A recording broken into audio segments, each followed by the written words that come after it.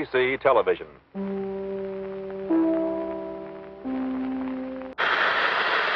This is CBS, the Columbia Broadcasting System.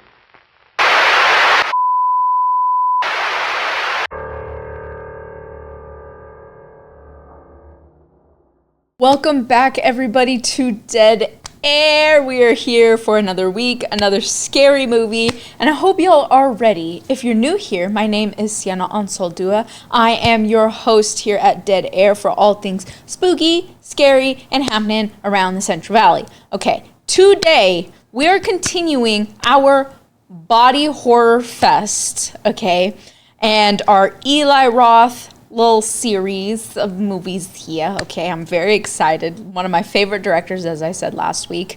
We are going over 2002's Cabin Fever. And yes, I am so stinking excited. I love this movie. And now you'll know why.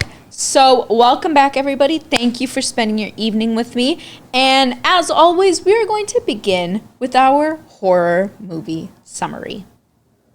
A group of college friends heads to a remote cabin for a relaxing October break. But their trip turns into a nightmare when they encounter Henry, a local hermit suffering from a gruesome flesh-eating infection.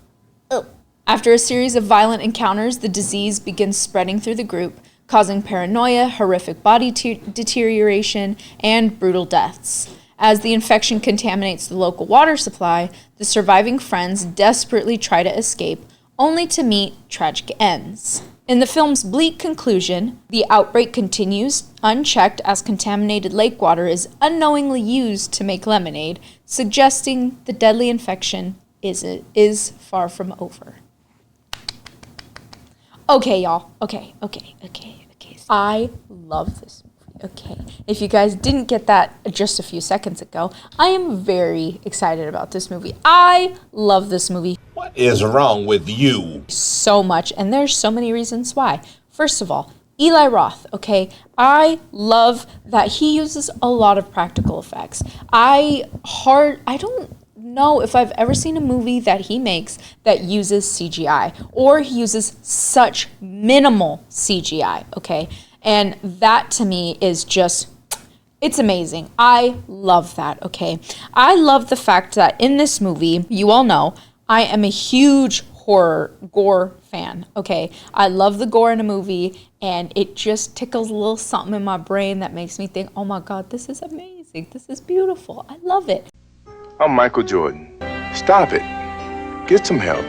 And this movie takes that gruesomeness, that body horror to a different sort of level. Okay, so the thing with this movie is, honestly, it is incredibly gory. But to me, it's the way that the gore is portrayed is very subtle. So it's like, so because this is a flesh-eating like disease type of thing, it's a skin disease, it starts out kind of subtle in the way that you see the disease come on. So a lot of times it's with coughing. It's blood, and they cough up blood, okay? And then you get like when they touch like their bodies or something, it looks like a bruise, okay? Which I think is so cool. And the reason this movie will actually still make me cringe no matter how many times I watch it. And one of the biggest scenes that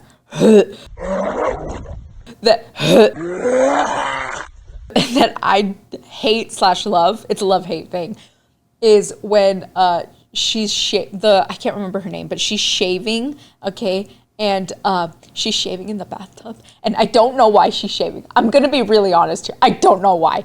And she's shaving and the skin is coming off. I love this movie for that. I love the fact that it's able to make me feel that way, but also... So yes, I think this movie is probably going to make you gag as much as I have, if you haven't already, just from watching this little snippet of my show. But yes, she shaves and just pieces of her skin comes off, and it's just very visceral, and it just makes you feel icky, and it made me feel icky, and that means it's really done its job. You said, what the fuck, dog?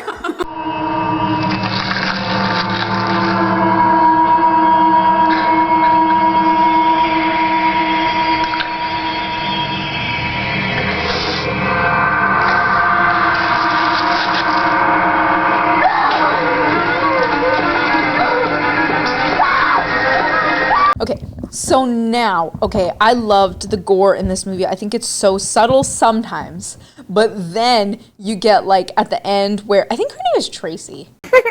That is not correct. Marcy. Okay, so her name is Marcy. I was close. I was not close. Marcy, she, at the end, she's like all bloody and stuff, and she runs out the door to find help. And then for some reason, she's like just barely off the porch of the cabin that they're in. And the dog, one of the dogs comes in, and oh my God.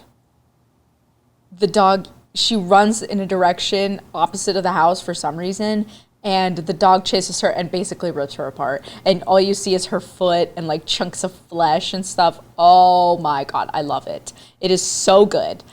That dog's name is Dr. Mambo, and Karen or Jordan Ladd, Jordan Ladd, she goes, "What's he the doctor of?" And he goes, "Of being a dog, faced." Rock's moted. Is a doctor like a physician or a professor? Yeah, he's a professor. Of being a dog, faced. Scratch moded.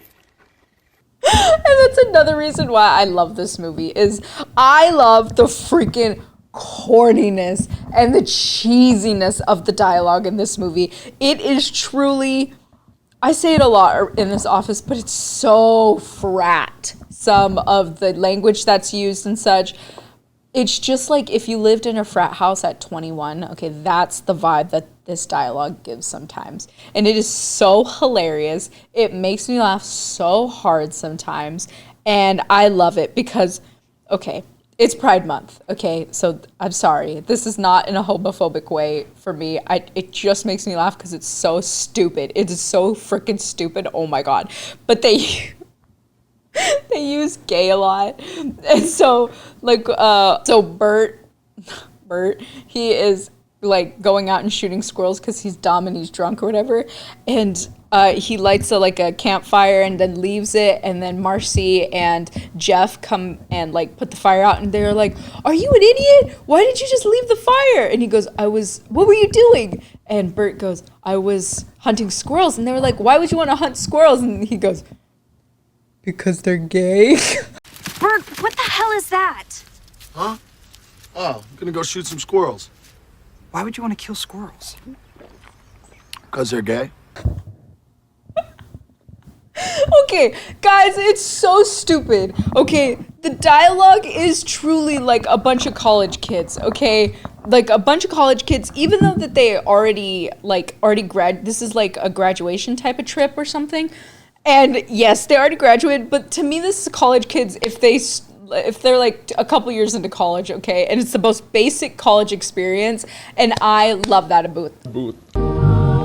about this movie. I love the one-liners. I love the fact that, you know, it's very corny. The dialogue's very cheesy, very, like, I want to say like 80s, 90s sort of slasher, but this isn't a slasher movie. It's a disease, a plague movie, one of my favorite genres. And I love that about this movie. I loved the fact that Eli Roth he really stuck to a lot of tropes within this movie. So even with the cast, with the line of characters, you get Marcy and Jeff, the horny kids. You get Bert, the dummy. Okay, then you get Paul and Karen, who are like the best friends. Are they gonna fall in love with each other type of thing? And he just takes it up a notch and makes it even more ridiculous to watch. So their characters follow the trope, but it's very much a trope times 10. And I love that about horror movies sometimes, is when, and it's the fact that he did it very, to me, tastefully, in a very hilarious way, where it mixes the gore of the movie with the funniness of the characters and the dialogue and everything in this movie. I loved it so much, and I think that's what makes this movie so strong. And this movie, honestly, when it first came out, it was very underground. You know, I think it wasn't released to a big number of theaters, so it truly kind of went under the radar. And like a lot of horror movies, it was years later when it actually gained momentum and gained popularity within the horror genre. And when you watch it, you'll understand why, because it makes fun of a lot of these horror tropes in movies, and it mixes genres, and it takes inspiration from other movies, and it brings it all together in sort of a twisted Scream kind of way. So it takes a lot of the tropes that are always shown in horror movies and puts them into a plague movie. A lot of like how I always compare it, but like a lot like how Scream did it, but with a slasher film. And in this Had the dreams that you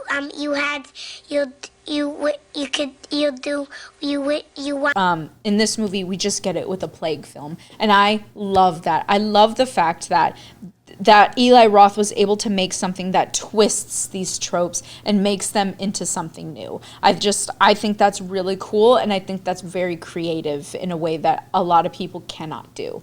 So those are a number of reasons why I love the movie personally, but I think that there are a lot of different themes in this movie that sort of go unnoticed because of the dialogue, because of the gore, because of all that type of thing in this movie. So we get the breakdown of society, which is very important in this movie, and I think is very interesting in this movie. So as the infection spreads, the friends all quickly really abandon each other, and they turn against one another, which is very common in a plague movie. And it shows in this movie how fear can erode the trust and the morality within a group, within a population on a bigger scale. So I love that. You also get, which to me makes it also scary, is the isolation and the helplessness. They're in a cabin, like a very isolated cabin in the woods. And I love that sort of unsettling feature in this movie. And again, with the breakdown of society, you get the paranoia and you get the distrust. And you could sort of see this immediately after Henry comes to the cabin. Because even Jeff, who is a horrible person. Actually, let's touch on that for a sec. Everybody in this movie is really a horrible person. Jeff, Marcy, Paul, I think is the worst one to me, because everyone else is at least a little bit more upfront about how horrible they are as a person. And Paul is that one person who thinks they're really good, and they're like, yes, I'm the moral character in this movie, when really Paul is the worst person. Okay, so he has a crush on Karen, and he's like wanting to make her his girlfriend and all this kind of stuff. But all throughout the movie, he just kind of abandons her. They find out that she's the first one to have this skin disease, and he's just like, well, I think it's best to lock her up in the shed, and he just kind of goes with the flow. Horrible stuff right there. How dare you? If you really liked this person, then you would not put her in this dingy little shed when there's a rabid dog out there and just leave her there to rot. Fucking rot. In Jeff's terms. So I think that's really such an interesting aspect of this movie, because truly there's not a single good person in this movie. One of my favorite characters is the shopkeeper. It is so good. So good. There's so many good things about this movie. But moving on. So then a lot of this, we get another theme of the fragility of the human body, obviously, all throughout this movie. A lot of the body horror centers on the idea that the human body can rapidly deteriorate despite any attempts to control it. So no matter anything that these people try to do, nothing is going to help. They're just going to rot. Fucking rot. And so another aspect is nature as sort of its own force.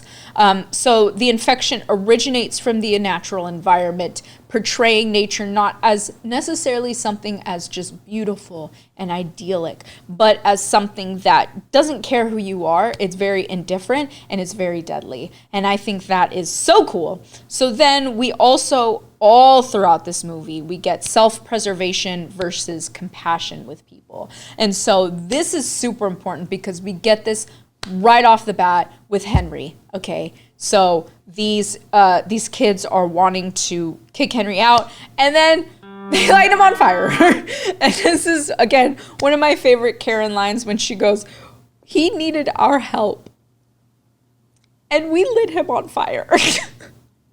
One of the best, these one-liners in this movie are simply just something else. It just makes me giggle. So then we also, and this is what Eli Roth, I feel like, is so good at, is the dark comedy and the absurdity in this movie. So especially like beneath the gore and such, the film satirizes how irrational and selfish can become during a crisis. And you can see that throughout this movie, obviously. So Jeff, so Marcy, Paul, hate you, Paul.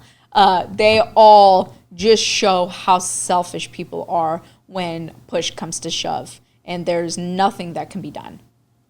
So we also, which is one of my favorite themes in this movie, is death is inevitable. So this film really maintains a bleak outlook where escape becomes pretty much impossible, and it emphasizes the randomness and inevitability of mortality. And so even with, to me, I don't know if it's true, but to me, it really got inspiration for the ending from Night of the Living Dead in 1968, because at the end, Jeff is like magically okay. He's only been drinking beer because him and Bert made a bet at the beginning, and Bert lost and drank water.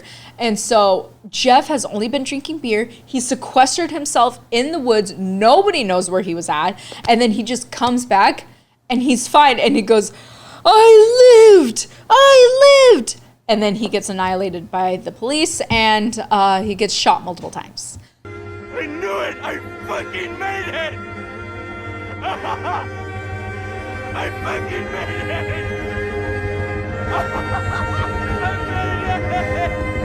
I fucking made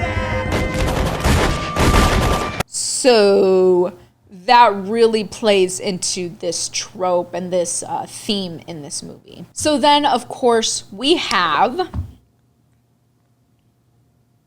Siena's Music Mayhem segment. Siena's Music Mayhem segment. Siena's Music Mayhem segment. Yes, Siena's Music Mayhem segment.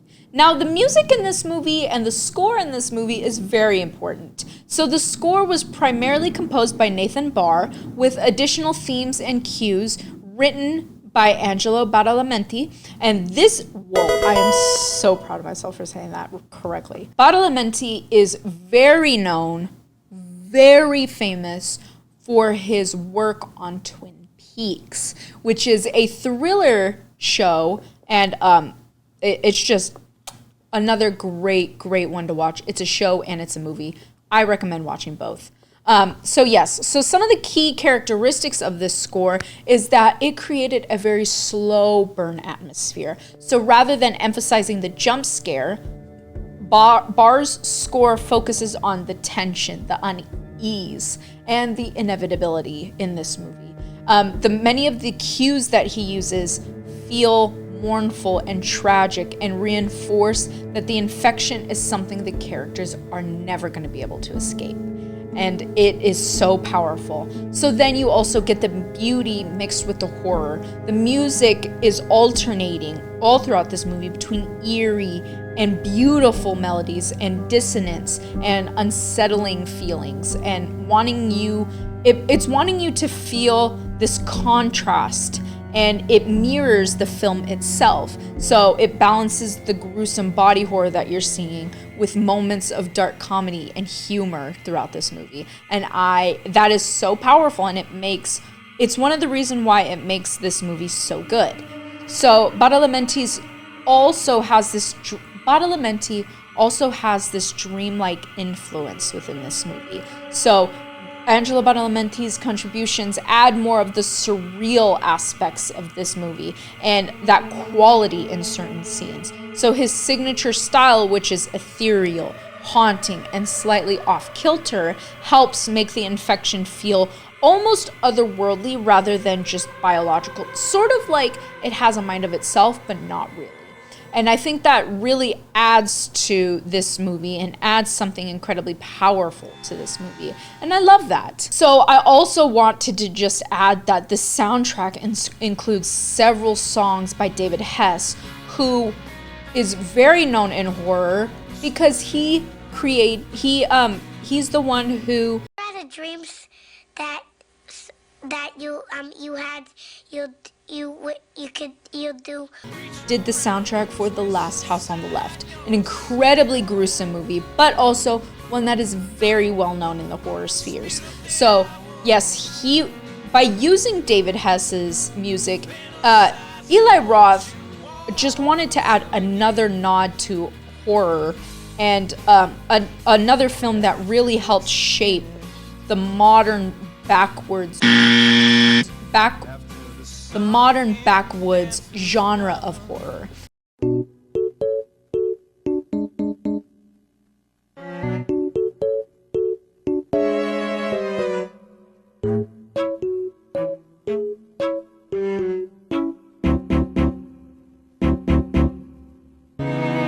So the backwoods genre is a very interesting genre that I wouldn't say it's my favorite, but I do think it's cool sometimes. It's a little bit too gruesome, I would say, a little too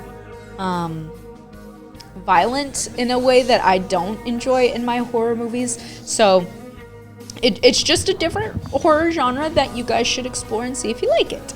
So yeah, that I feel like the score in this movie was very powerful, and I really enjoyed it in a way that that I think is not really subtle to me. It's not like other movies where it's been pretty subtle and it's sort of a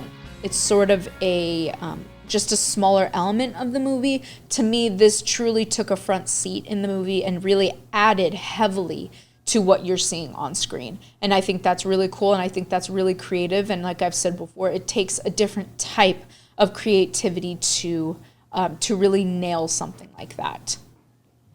And now we're on to Siena's Fun Facts. They're fun and they're facts where you learn a little something. Siena's Fun Facts. Yes. Fun fact number 1. The leg shaving scene came from Eli Roth's real-life infection. Ugh. So the film's most infamous scene wasn't entirely invented. While working on a horse farm in Iceland, Eli Roth developed a severe skin infection from rotting hay. When he shaved, pieces of infected skin peeled away, which became the inspiration for Marcy's horrifying leg shaving sequence. And it's one of the reasons why this scene feels so visceral and believable is because Eli Roth took inspiration from his life. And I think a lot of times in a horror movie, that's what makes such good horror. Fun fact number 2. The production was so chaotic that day scenes were actually filmed at night. So the movie had an extremely low budget, about $1.5 million, and production was constantly adjusting on the fly. After actor Joey Kern suffered multiple eye injuries and had to be hospitalized several times, the schedule was repeatedly rearranged. As a result, many scenes that appeared to take place during the day, especially inside the cabin, were actually filmed in the middle of the night. I love that. I love the fact that, that again, it's just these interesting little tidbits that you learn about in horror movies and such. I think that's amazing. I love it. Fun fact number 3. Ryder Strong accidentally terrified a group of school children. During filming, Ryder Strong wandered into the woods, covered head to toe in fake blood between takes. He unexpectedly crossed paths with a field trip of about 35 schoolgirls, and they screamed at the sight of the blood-soaked stranger. And according to Strong, they ended up chasing him through the woods.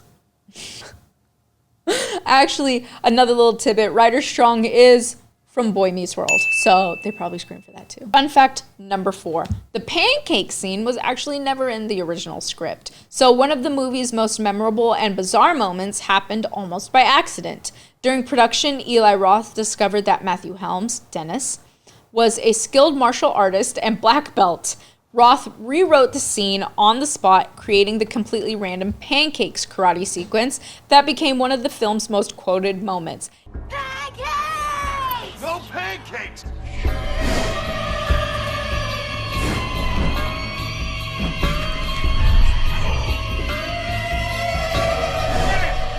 I told you to stay on the swing! Dennis! Yes, I love this scene. I think it's freaking hilarious. Oh my gosh. This one I will put in because it's freaking funny, okay? It's like, again, one of the reasons why I love this movie, it's so freaking bizarre and off the wall. It's just fun sometimes. Is it incredibly gruesome and makes you cringe so much? Absolutely. But it is one of my favorites because it's also freaking hilarious, okay? Fun fact number 5. A prop corpse got a crew member held at gunpoint. So after filming Wrapped, a crew member took home one of the incredibly realistic decapitated body props. While driving, police spotted what looked like a real corpse sitting in the passenger seat. And officers pulled him over and reportedly held him up at gunpoint until they realized the body was a movie prop. Interesting. If you work on a movie set, I guess be careful. And here's a little bonus fun fact. So the wildest endorsement that this movie got was from filmmaker Peter Jackson. He was reportedly so impressed by cabin fever that he stopped working on The Lord of the Rings, Return of the King, multiple times to screen the movie for members of his crew and later provided promotional quotes for Eli Roth. That is so cool. So we get a crossing of genres. Sci-fi with horror. And like one of the most prominent sci-fi dudes in the world. I mean, the guy who worked on Return of the King. That is so cool. Okay, I love that. And of course, now we have Scarometer. That meters as we get scared. Scarometer. That meters as you get scared. Okay. This movie, for me, it just hits so many different things. I'm going to give it a 9.5 out of 10, okay? And the reason I have, I love this movie so freaking much. I mean, you get the gore, you get the dark humor, okay? You get the absurdity of this movie. You get Eli Roth, so you know it's going to be freaking gory as hell, okay? I loved this movie so much, and that's why it gets a 9.5 out of 10. Well, folks, thank you so much for joining me this evening.